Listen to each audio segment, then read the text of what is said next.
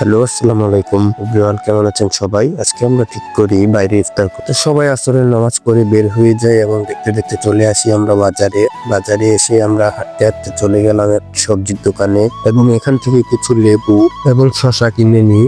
তারপর চলে আসলাম একটা ধনিয়া পাতার দোকানে এবং এখান থেকে কিছু ধনিয়া পাতা কিনে নিই। দেন আমরা চলে যাই একটা তরমুজের দোকানে এবং এখান থেকে তরমুজ কিনে নিই।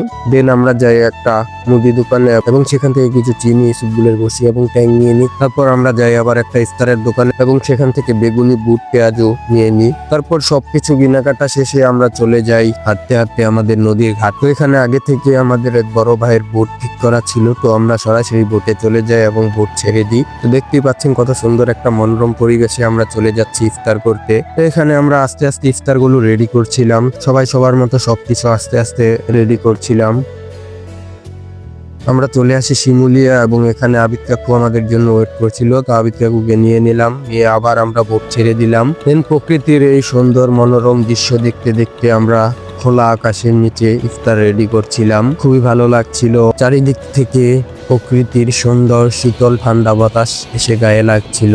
আসলে আমরা তো বাসায় সবসময় ইফতার করি, এরকম সুন্দর পরিবেশে বন্ধুদের সাথে খোলা আকাশের নিচে মনোরম একটা পরিবেশে ইফতার করার মজাই অন্যরকম। এদিকে দেখতে দেখতে আমাদের ইফতার গুলো রেডি করে ফেলি আমরা আস্তে আস্তে সবাই। দেন আজান দিয়ে দিল এবং আমরা নদীর মাঝখানে আমাদের বোটটা থামিয়ে সবাই ইফতার করে নিই। সবাই ইফতার করতে থাকি, আমি এখানে শরবত খাচ্ছিলাম। বাইরে এরকম সুন্দর একটা পরিবেশে এসে ইফতার করার মজাই অন্যরকম। তারপর আমরা সবাই একসাথে বসে ইফতার করতে থাকি। দেন রাত হয়ে যায় এবং আমাদের ইফতারও শেষ হয়ে যায়। তো আজকের ভিডিওটি এ পর্যন্তই। আল্লাহ হাফেজ।